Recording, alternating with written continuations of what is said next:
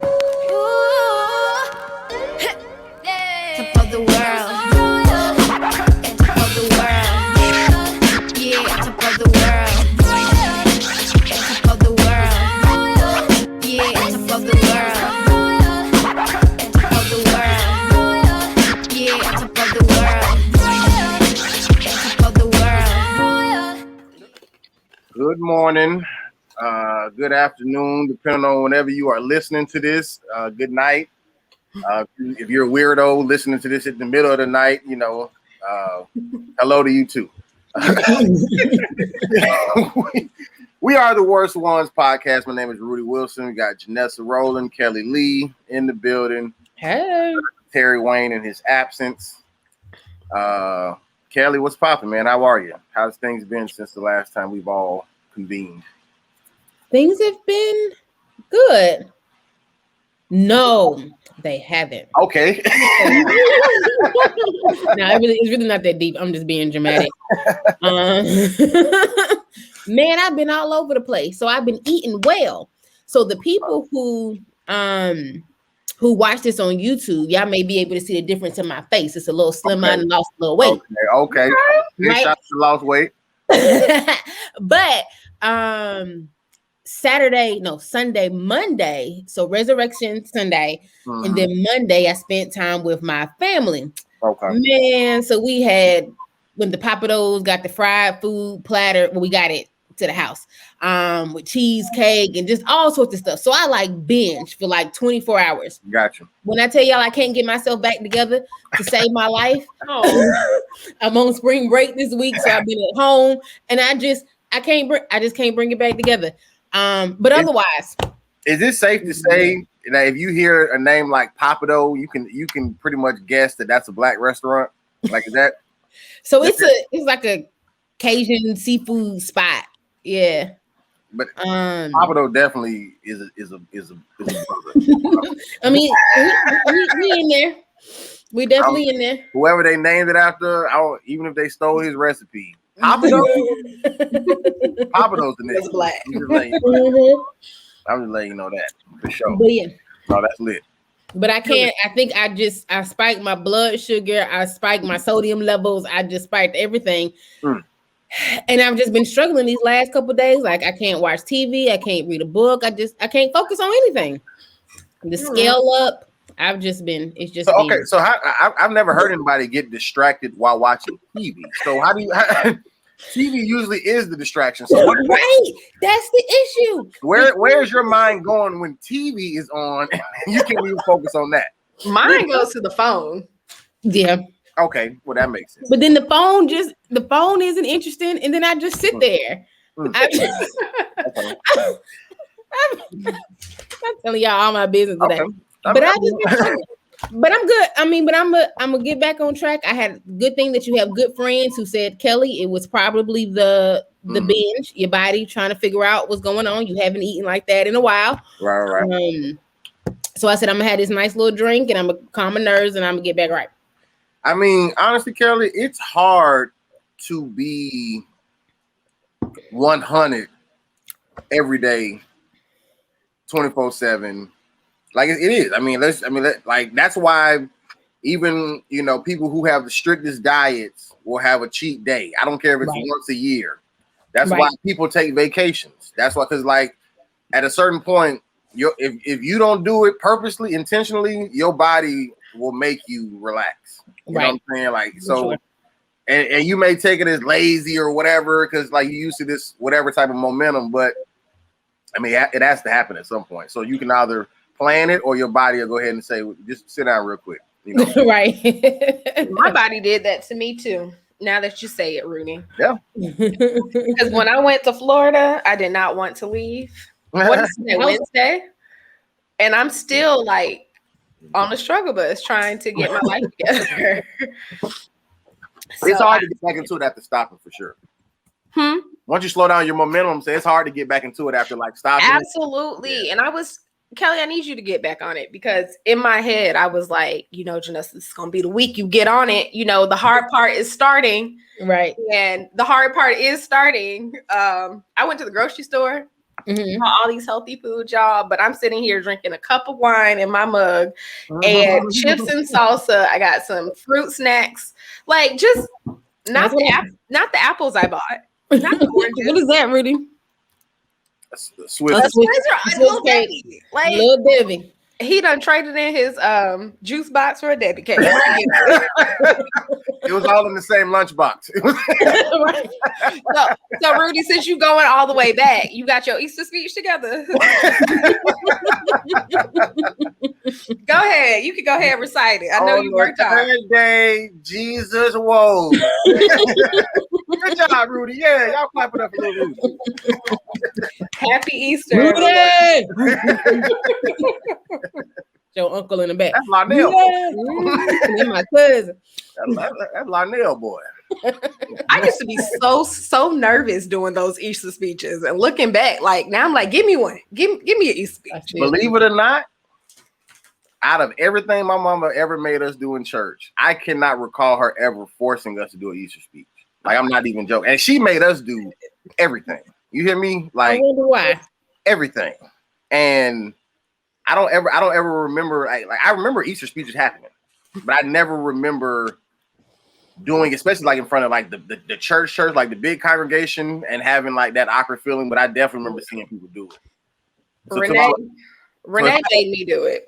No, I believe it. I believe it.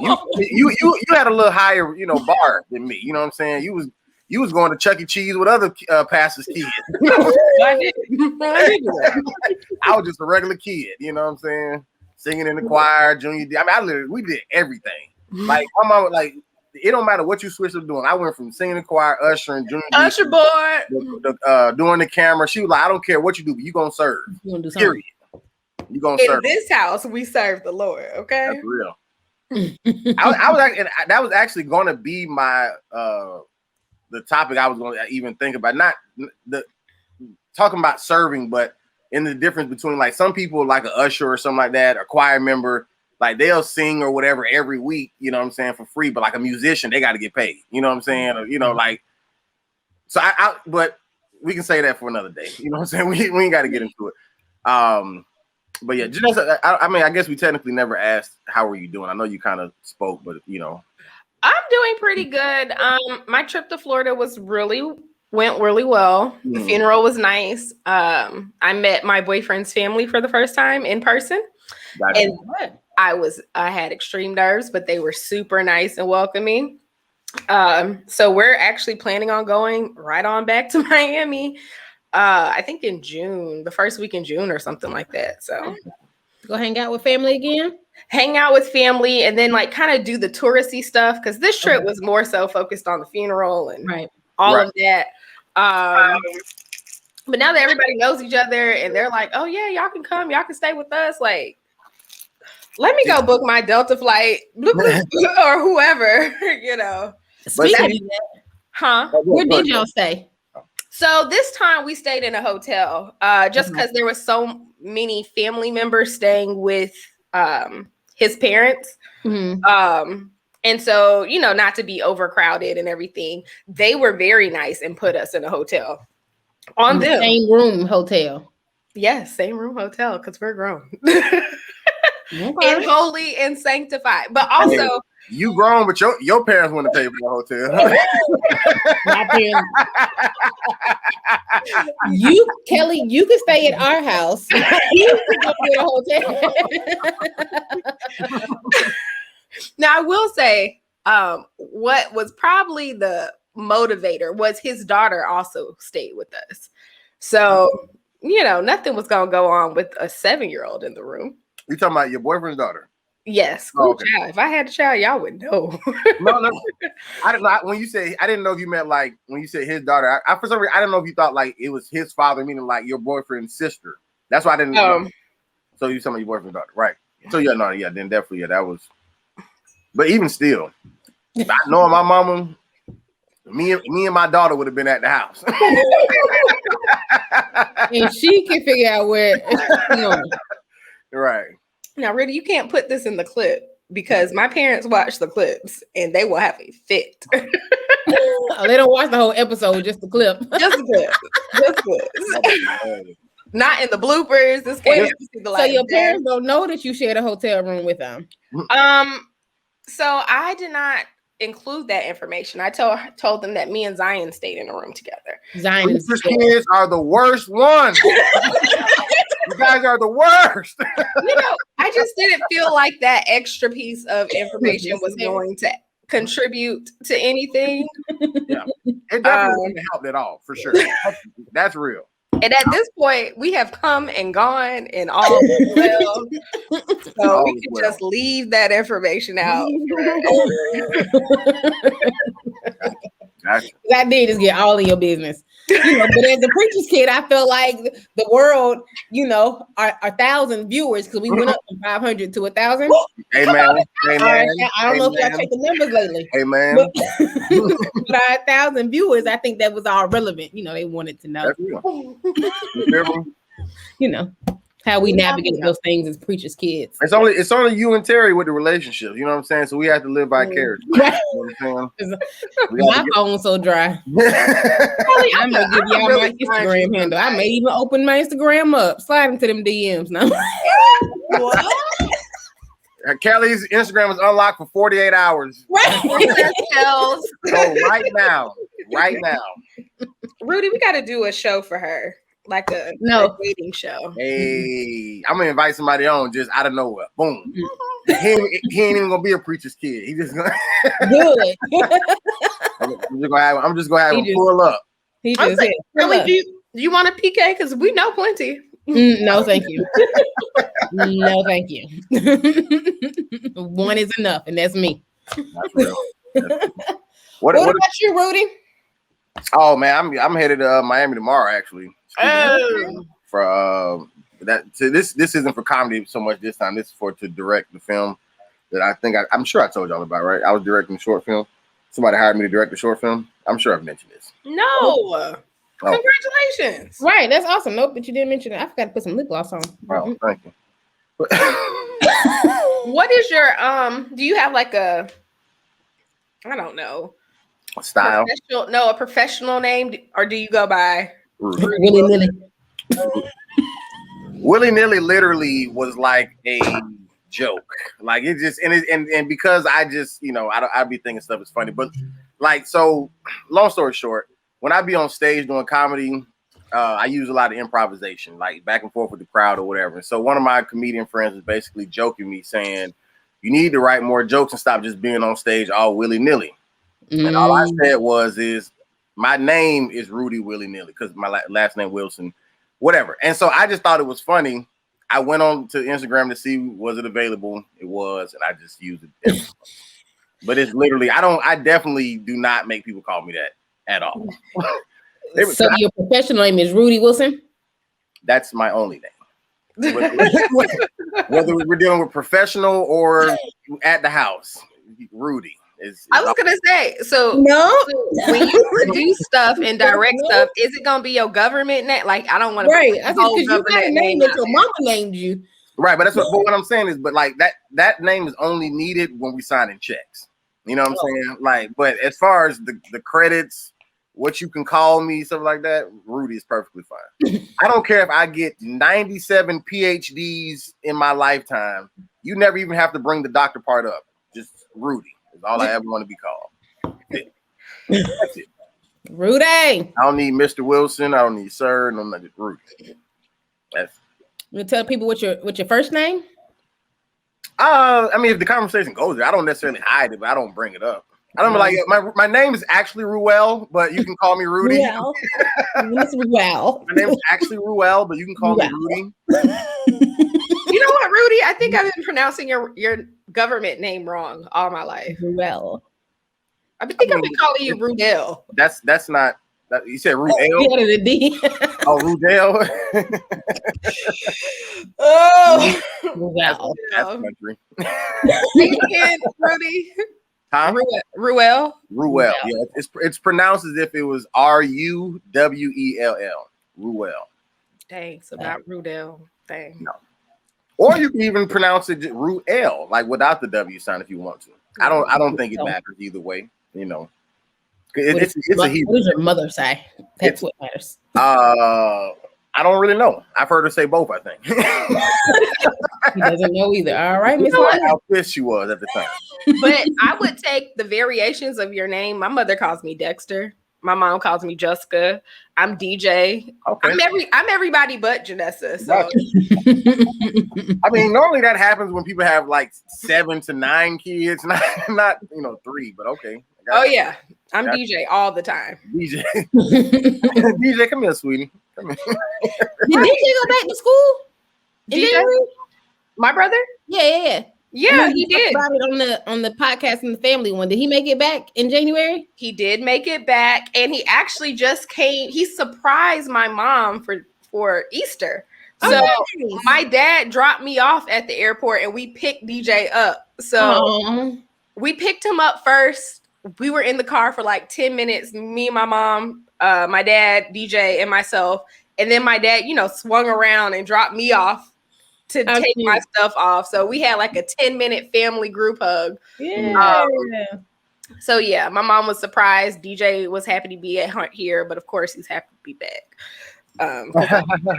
DJ told y'all.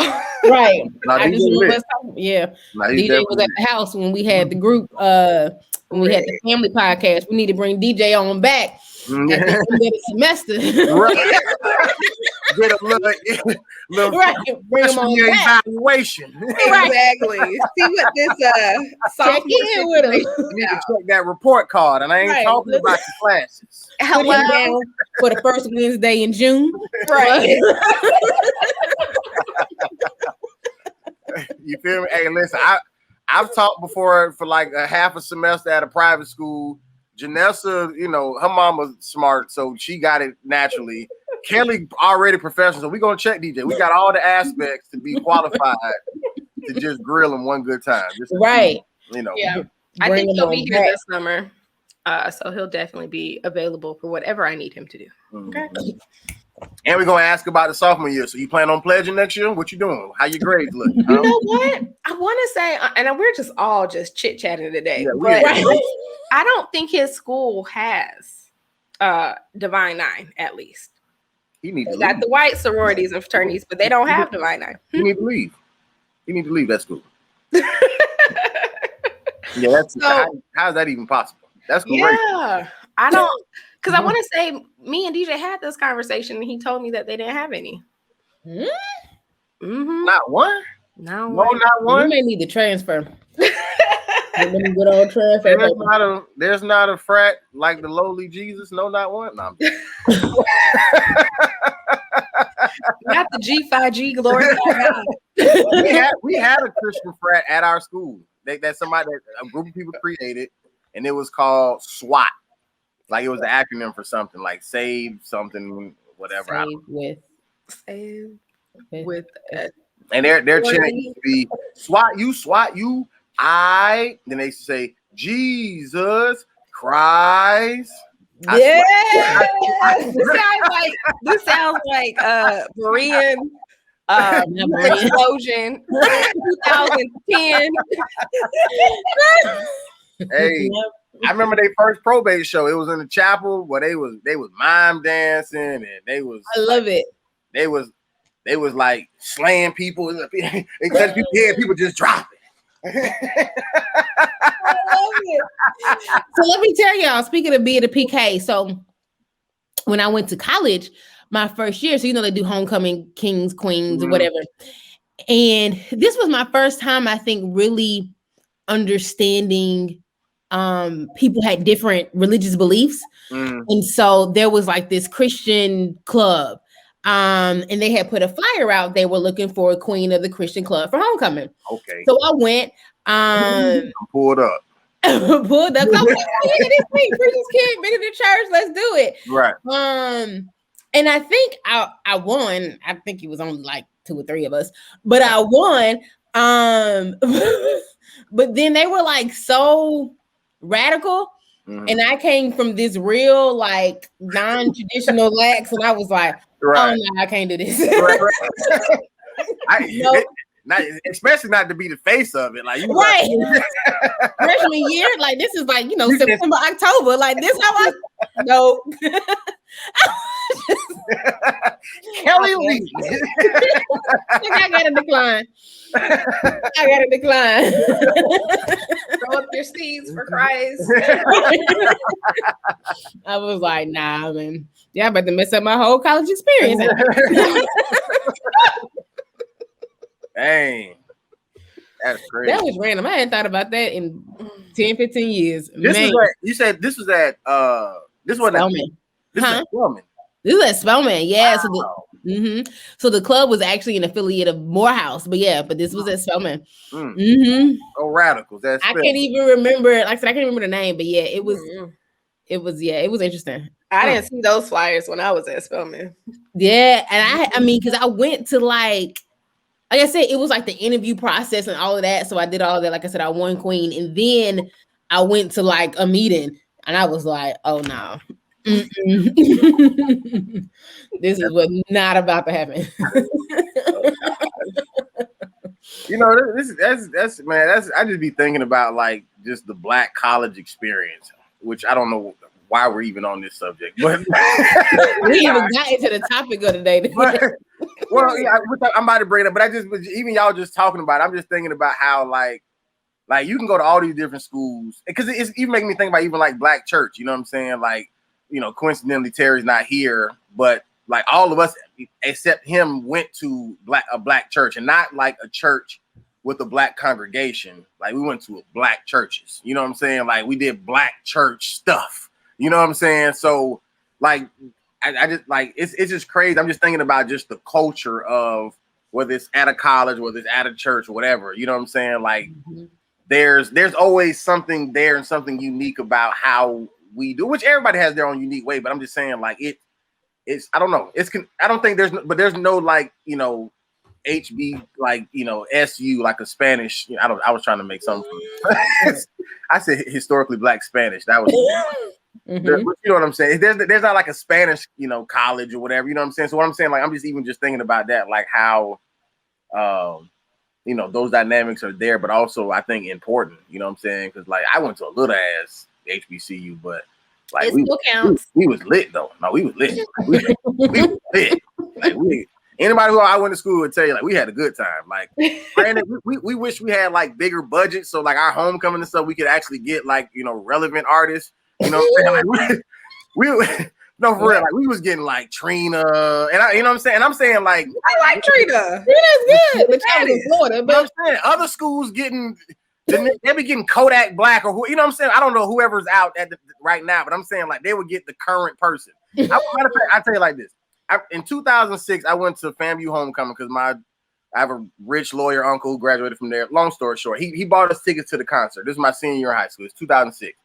FAMU had Lil Wayne, T.I., Young Dro, Nas, and Khalees all in one concert. I remember when Spelman had Lil Wayne. I said we had Lil Wayne. And I'm sure, I can't remember at this point, but he brought his friends. Somebody. Some friends. I was. We've had. Go ahead.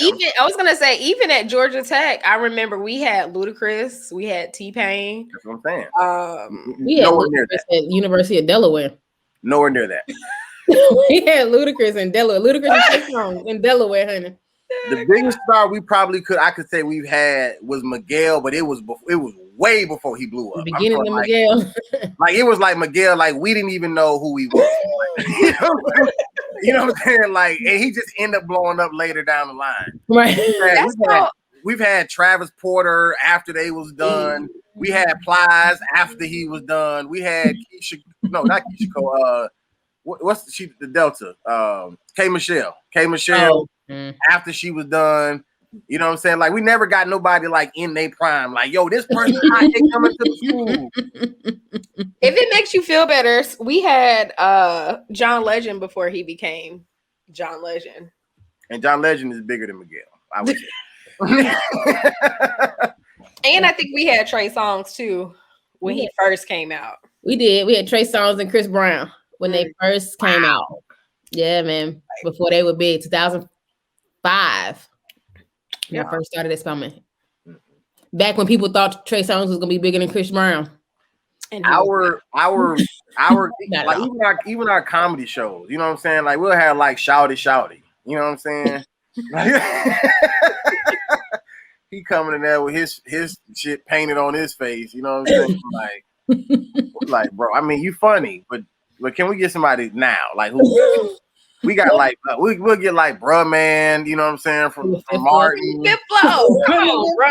We got you remember you seen Johnson's Family Vacation? Remember that one dude at the barbecue that kept saying Kim Fo? Oh yeah. We had him. I don't know his name. Oh. That's my point. And listen to me, hilarious. But my whole thing, why is he the only one we get? You know what I'm saying? Why we couldn't get him and you know I need a little more funds. That's all. we need a little bit more fun. You need a collection plate. Well, how was FAMU's homecoming? Because I'm supposed to be going this year if they got it. I mean, like I said, this was 2006, but it was, and I was in high school, so I wasn't like, just in college girls' face, but definitely the atmosphere was, it's lit. You know what I'm saying? They got the budget. They got it. Yeah, that's where Chris went to undergrad was FAMU, and I have to hear about it every day. Good old Rattler. But he a proud Rattler. The highest hill and all of that jazz. Shout out to all the HBCUs out there. So this was my thought to get to the topic for the last 26 minutes. half of this podcast. I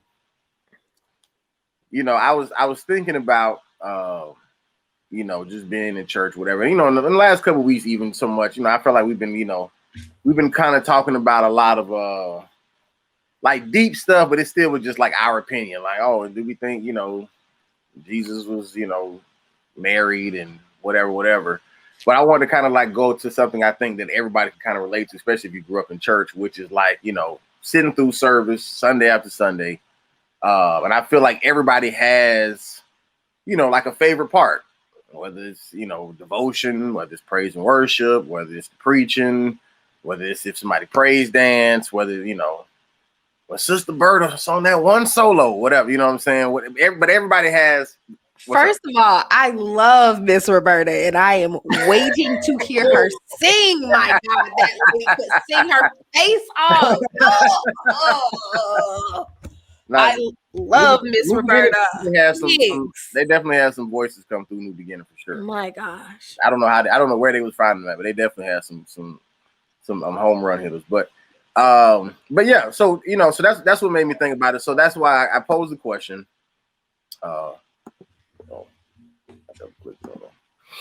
I posed the question: which part of the service would you consider your favorite? / had the biggest impact on you? And what I even mean by impact,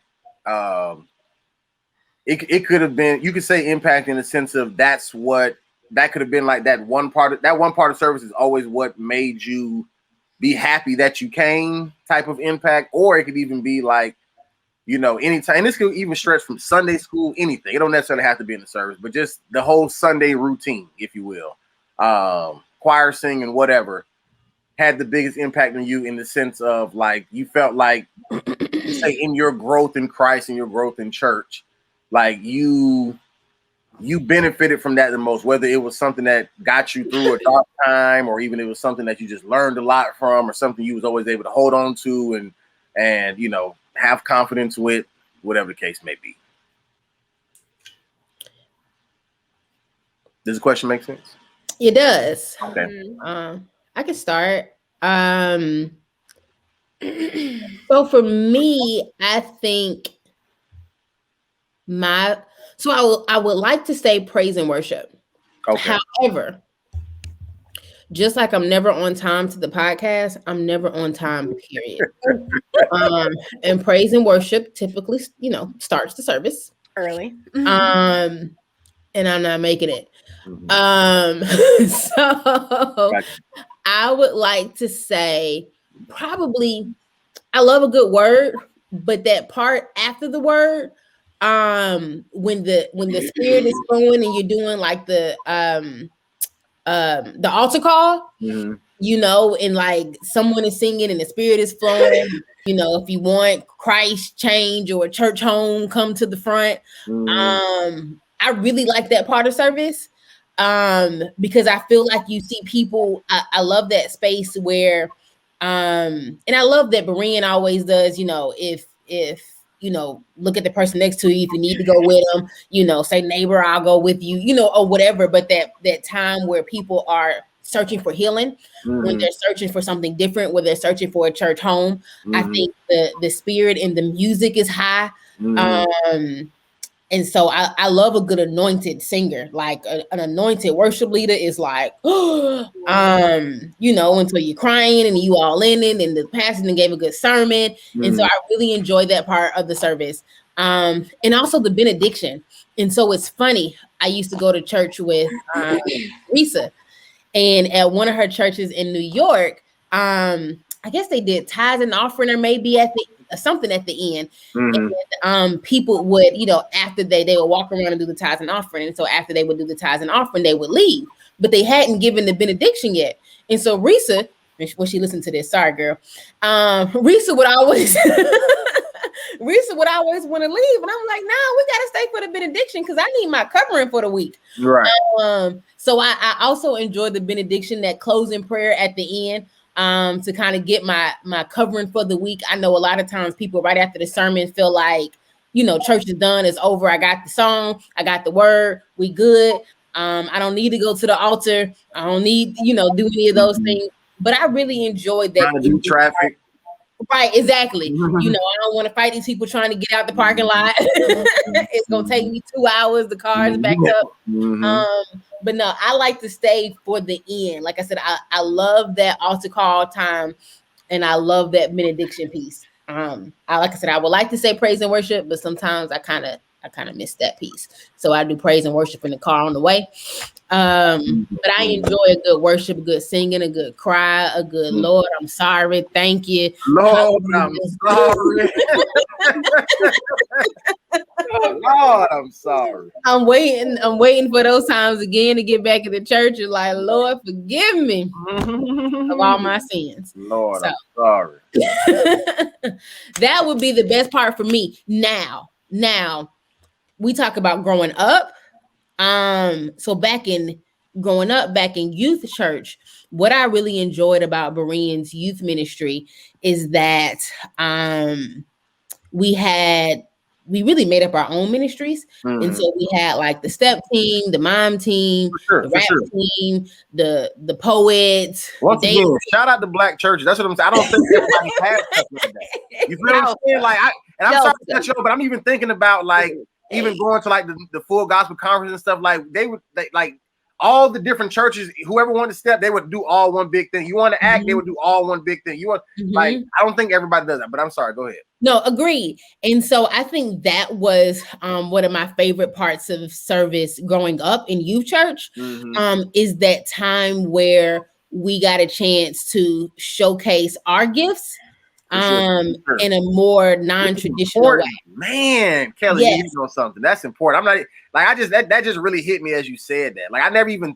like, because we grew up in church, you don't really think about it, but that is what they were doing. They were allowing us to show our gifts. Yes, for us to minister in our way. Yeah. And to let us know it didn't look like just singing and preaching. Because that's really what you see. You sing, you have the person in the middle that does the announcements and the call to worship and all of that. And then you get preaching and then you get singing. But allow us as youth to minister in a way that meant something to us, to show the gifts that the Lord had given to us, was very important. And that's something that I love about church and youth ministry. It's super important for me when I have kids to be in a church with a strong youth ministry like I grew up in. Right. I feel like it has the ability to just kind of catch youth, to kind of catch people. Absolutely. Middle school can be hard. High school can be hard. You get bullied because you're different, because you're, whatever, but I felt like my dad did a really good job of seeing gifts and bringing that out of youth and making them feel comfortable and having a space where, where they felt safe. They were able to showcase what they can do, because you really don't get that opportunity in schools either. You don't necessarily get it at home if your parents don't nurture those type of things. So for us to be able to, like I said, sing, dance, mime, poetry, rap team, step team, dance team, hip hop, Christian dance team. You know, for us to be able to do those type of things, I think was so important. So growing up, that was definitely my one of the things that had the biggest impact on me. And then when we started the youth conference, and we really had 3 nights, 2 days to just do us. Oh, it was amazing. Let me tell y'all something. My daddy is the GOAT. I don't care what nobody say. And I'm gonna hype my daddy to the end. Listen, man. Hey, put him up. Put him up there. But she's speaking truth, though. You ain't got no argument with nobody on this podcast. To the end of time. Like, just, I mean, again, I just love when people operate in what their purpose is, what their gifts are. And I truly feel like my father did that as youth pastor and allowed the youth to do that as well. So it reached. I'm sorry to cut you off, but it reached other churches as well. Yeah, I was going to say that too. Church, you know what I'm saying? And whether anybody, just say whether every kid or youth knew that your dad was the source of it, we still knew it came from Berean. You know what I'm saying? Like, you know, and that even in itself, you know what I'm saying, is major. It's major. So I think that's when I think about what has had the biggest impact on me, just in general, church-wise. That has, like I said, because I think that just showed that church didn't have to be this one size fit all type of place. That there was a place for everyone and all of your gifts. You know, let's do it. And I think that's going to be, that is important for me as I have my own kids. You know, and they grow up in ministry and in church. And I was just going to say, Kelly, with your dad, I think also to Rudy's point, it showed other churches that it could be done, because I can say for my church, like, they were kind of on the fence. They were, you know, more traditional. They wanted the kids to be more traditional, and the kids were like, no, I want to do this. I want to do that. And so going to Berean and literally seeing Christian rap, Christian hip hop, Christian step, Christian, you know, all these things, it was like, look, we can do it too. And I know there's a lot of things we took from y'all's church and brought to our church, and I'm sure countless other churches, because y'all did that conference. I mean, y'all might be doing the conference now, but you know, I'm super old. But that conference went on for years. It wasn't like a one-hit wonder and then it faded away. So I'm sure your dad's ministry through the youth and over the years, just the precedents that was set has impacted churches everywhere. And even if it didn't impact churches, I feel the same way like you, Kelly. If I have kids or when I have kids, I want them to be raised in that same environment. Like a lot of my good friends are from church, you know, to this day. I might not necessarily speak to them all the time or hang out with them, but when I see them, it's like no time has passed. You know what I'm saying? Even with y'all, we don't talk all the time, but when I see y'all, it's nothing but love. Right. This podcast was built because of a church relationship. There you go. Nothing but love. From childhood. Like we're talking about 20 years ago. Right, almost 30, right. Almost 30. I mean, decades. Rudy, my mother took your mother to the hospital. For sure. Right. I mean, so, I mean, yeah, absolutely. Give me all 32 years, okay? I'm the late one to the group. Give me all my 32 years. Rudy, they get all 3 decades. I was thinking the other day, we went to some summer camp off of Stone Mountain, Lithonia. Man, I got to figure out the name of that church. I was thinking about it. I was like, me and Rudy have done a lot of things together. Like, you talking when we was at, like, we actually attended the camp, like as kids? Yeah, it was at some church, maybe St. Paul or St. somebody. Oh yeah. Because my mom's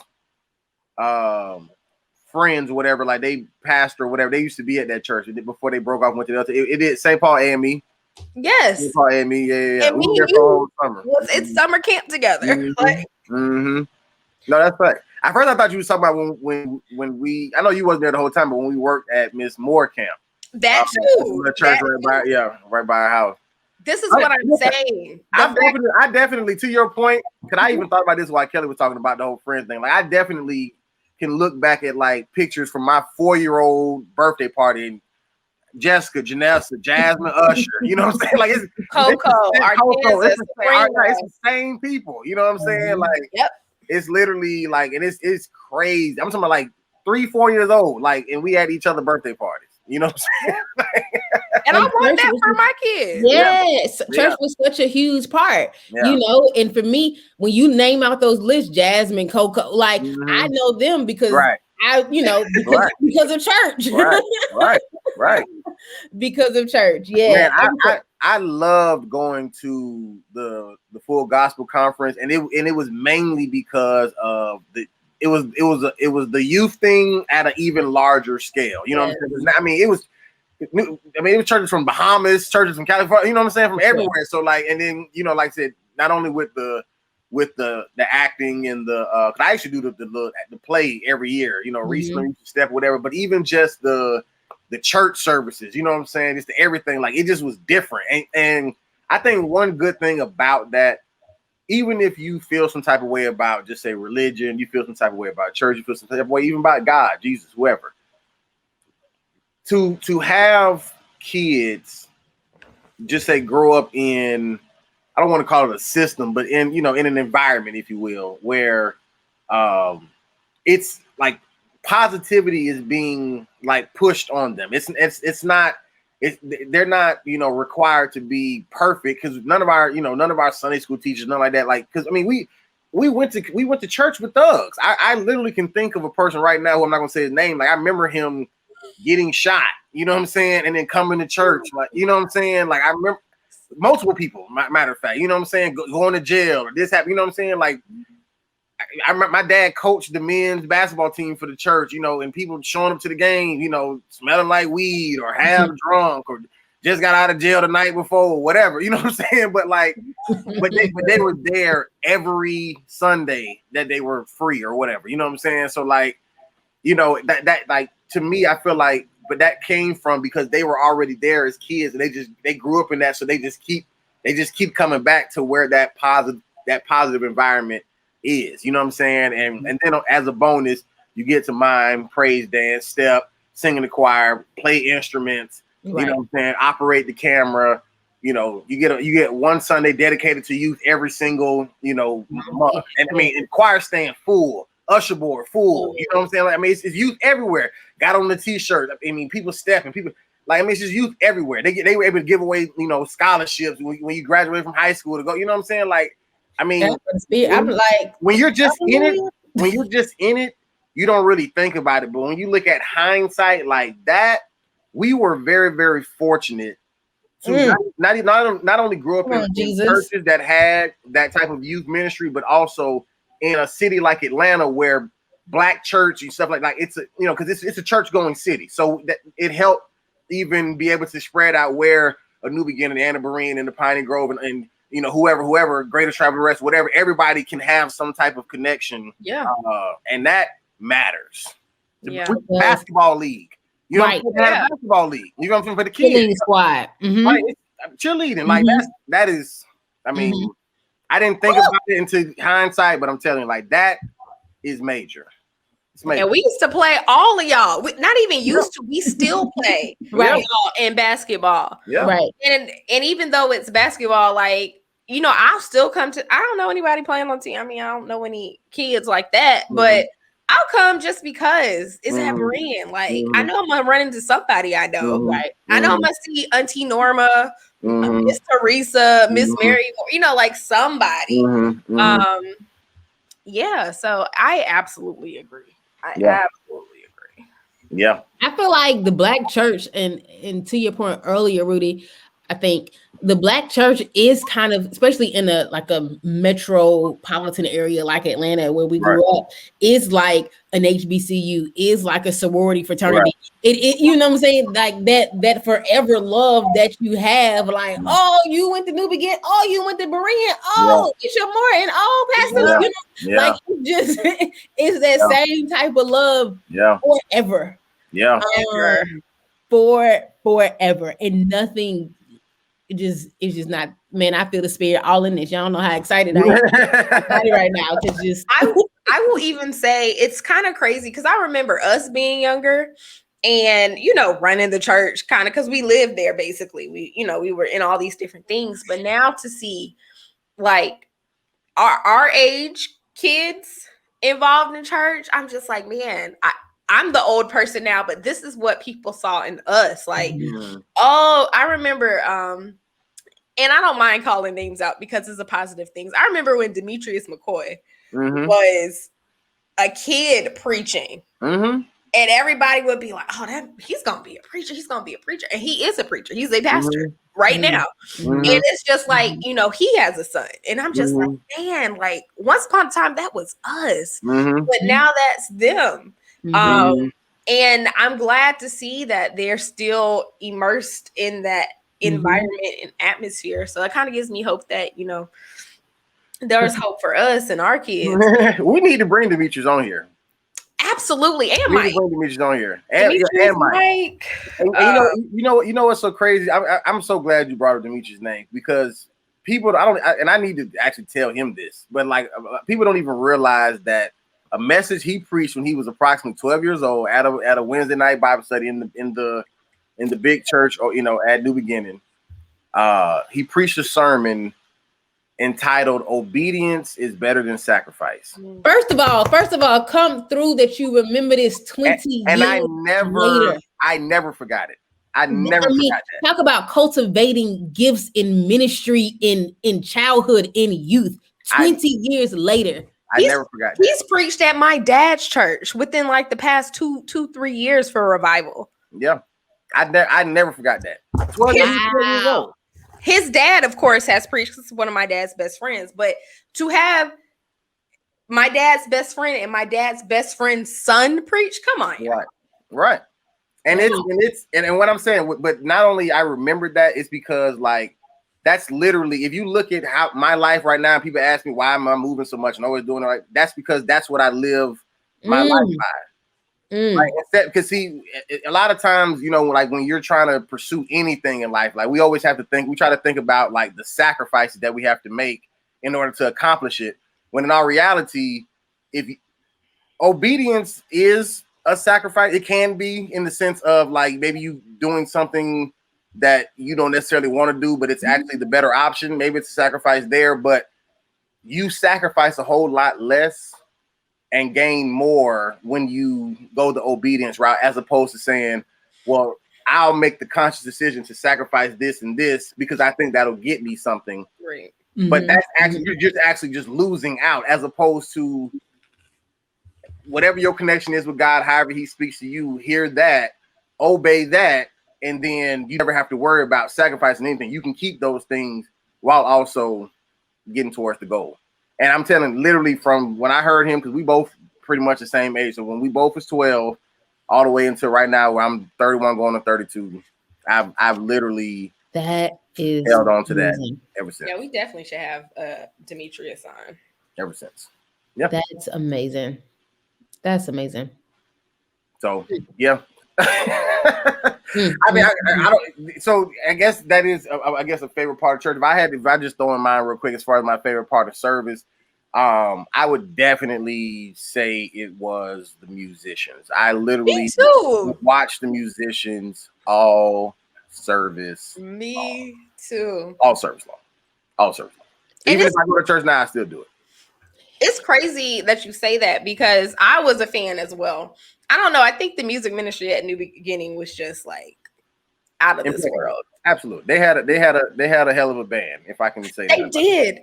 They really, oh my, okay. I'm glad it's not just me, but they really did. Like that, the connection, and some of them are still there, which is crazy. But I follow a lot of them on social media, and to see where they are now and the things they do now, it's just like mind blowing, man. Right. I used to love Trey on the bass. I love Stanley on that organ, Chipper, Larry, Ryan, Christopher Joe, PJ. What's the name?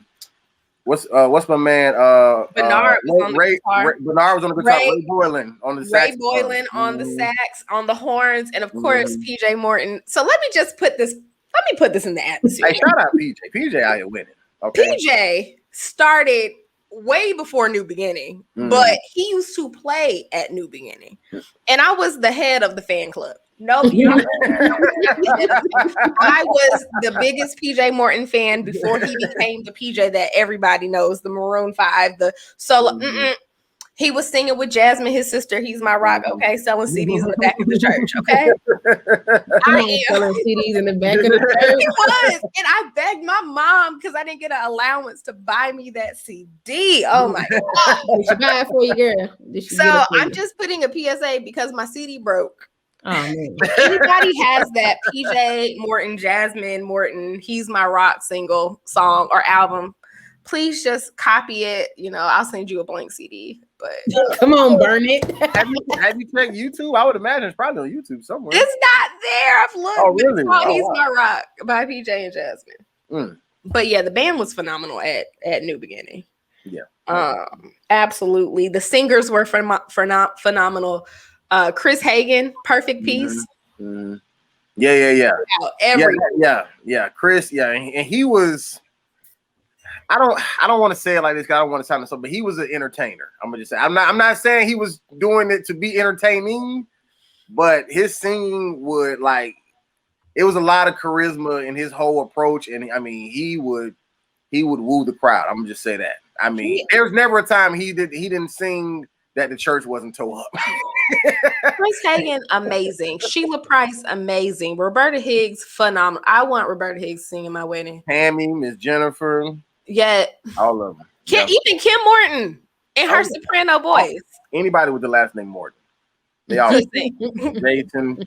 Morton. Jason can sing too. I forgot. Mortons are just a little bit less famous version of a Winans family. Like, all of them can sing. All of them can sing. I was going to say, this is my part. One of my favorite parts of service is when Bishop sings the invitation to discipleship. We offer Christ to you. Or I forgot the other song.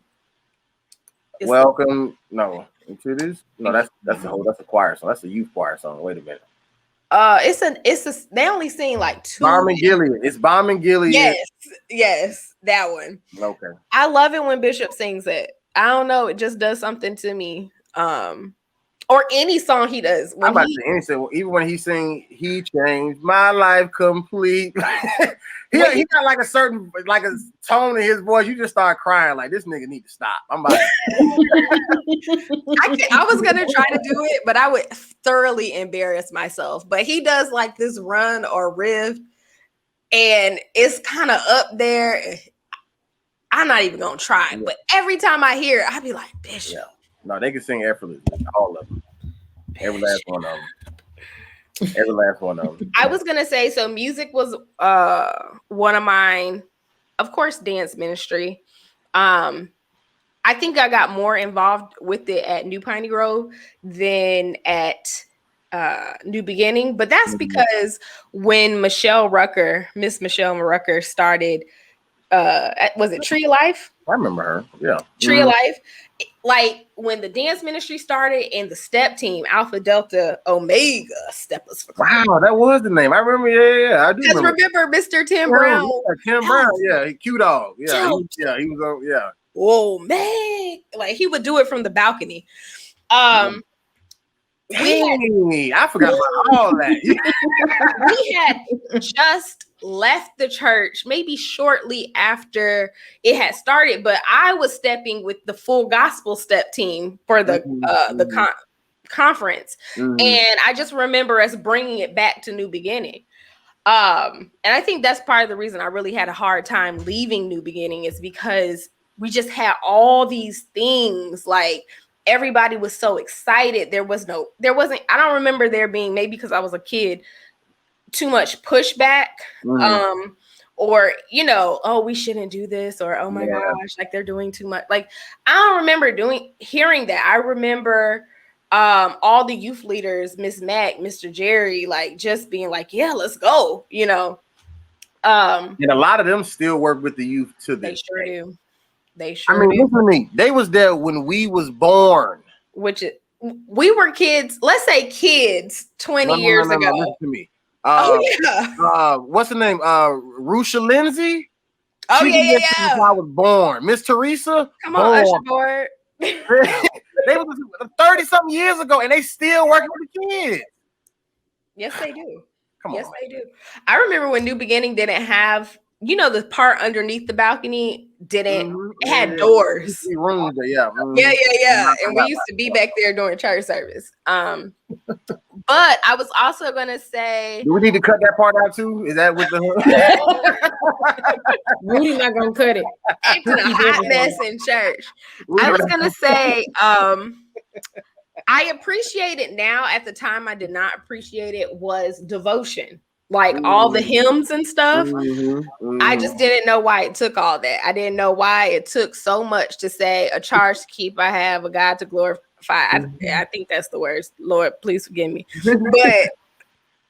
But I get it now. I understand the feeling behind it. And so, at our church, at my father's church, there was a big conversation about the kids not doing devotion because the kids wanted to do praise and worship. And, some of the older adults wanted the kids to do devotion so that wouldn't be lost. And, of course I was like with the kids, like, just let them sing praise and worship. That's their way of expressing themselves, etc.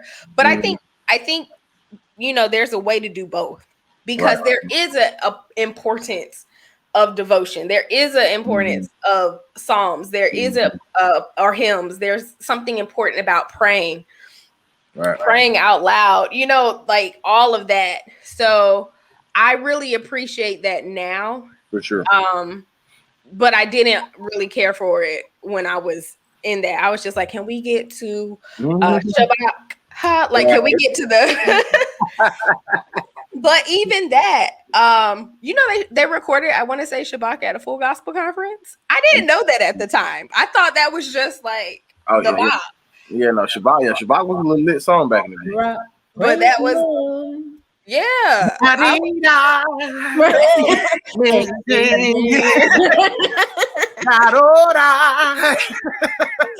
Yeah, I was ready for that one. The Lord is high above the heavens. I'm trying to think the songs that Brittany used to sing. But I liked all of those. Oh, yeah, Brittany, Simone, all them used to be on the praise. I love them. They're my favorite people. And then I was gonna also say Youth Day was my favorite. Specifically what's it called? Fun Day? Yeah, Fun Day, the Saturday before, yeah. Fun Day was one of my Fun favorites. Day was, yeah. I definitely look forward to Fun Day every year. For a long time, I would say probably 2 years ago. Because I've gone to Fun Day recently. Like you can ask Auntie Norma. I don't miss Fun Day at 31, 32. Of course I didn't go last year because of COVID. But and a lot of the times their Fun Day is on the day my church has a cookout. But they will let you know. Ask Miss Teresa. I will swing by Fun Day for 5 minutes, 10 minutes. Just to say hey, right? Because it's literally meant that much to me. Yeah. And I still try to actually, like, usually I'll go to what's it called? Youth Day. Usually I'll go to Youth Day too, if my schedule permits, because it really did have a big impact on me. Like, just having a day devoted to you, even though we had it every month. But like that big culmination was like, a speaker. Usually the speaker, I think they got to the point where a speaker was actually a youth. You had like this big step team production. You had this big choir production. Shout out to Dirk Cheney, Luther Barnes, had us basically doing cartwheels in the choir stand. I mean, like, it's one of those things you really had to be there. Yeah. I can't really explain, just even though Dirk Cheney would like fuss at you and call you out if you was singing the wrong note, but like I don't know, just the community and the ambiance and experience, it just truly has stuck with me. There's certain songs to this day that I will hear and it will take me back to for childhood. For sure. And then of course there's certain songs from New Piney Grove. Maurice Culpepper was a titan in the gospel community. I don't know, like it's kind of like you said, Rudy, just it's the Black church community. Even it doesn't matter if you're Baptist, Kojic, Pentecostal, Holiness, AME, like there is something that kind of just ties everybody together. We all have these kind of shared experiences. And I wouldn't trade it for nothing. That's real. That's real. Good old scroll down memory lane. Man, this was great. Down memory lane. Yeah. This was great. I told y'all when I first got on, I mean, literally so for everybody who cares and doesn't care, we start recording at 7. And at 6:40, I had called my friend, one of my best friends from church, from Brian, who's still my best friend, just kind of all over the place, like I said, when I first started. And I truly believe that things happen for a reason, because I feel like this podcast here just regrounded me in who I am and where I came from and why I am the way that I am.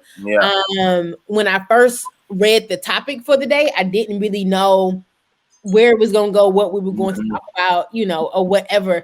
But this has just reminded me of why Kellie is who Kellie is.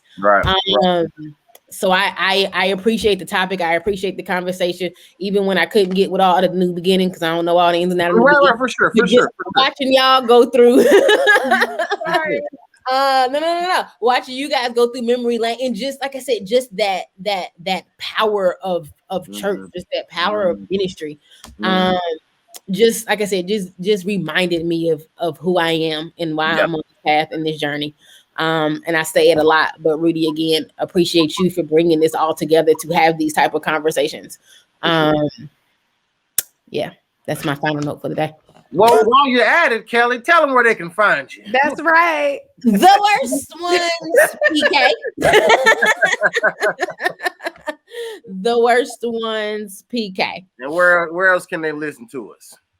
Anywhere that podcasts are played, Spotify, Apple, podcasts, YouTube.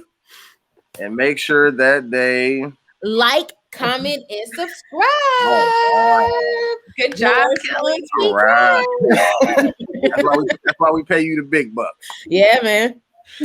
Church announcement. That Jesus paid it all price. Come on. And we didn't forget about old Janessa in the house. Go and tell them. Thank you, Rudy. I see you. Y'all can follow me at Melanated Brews. I see you, Rudy, with the little thing on the bottom. Little razzle dazzle. Producing. That's it. Okay.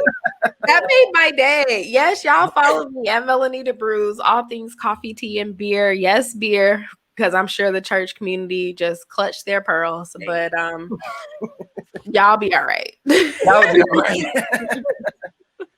Gotcha. For sure, man. Now this was definitely dope conversation, dope episode. Probably my favorite thus far. I think this was, and shout out to Terry, but I think it was good that he wasn't here. Because you thought you were lost on New Beginner references. He would have been lost in this whole thing. Right. What's the step team? No, right. And Terry, you don't ask all the questions. How do you step for Christ? You don't ask all the questions. So yeah, man. Shout out to Terry Wayne. I'm sure he'll be back next week. Shout out to all of our listeners. Please, man. Please leave us a like and a comment. And subscribe if you have not. Help our algorithm, help us appear in front of those who don't know about us yet when you give us that interaction and engagement. Other than that, man, I'm glad we started. This is it's getting more and more lit. I'm we 20 episodes in. Oh my God. Yeah. So do we get to a point where it's like season 2, or is it just gonna be like episode 73?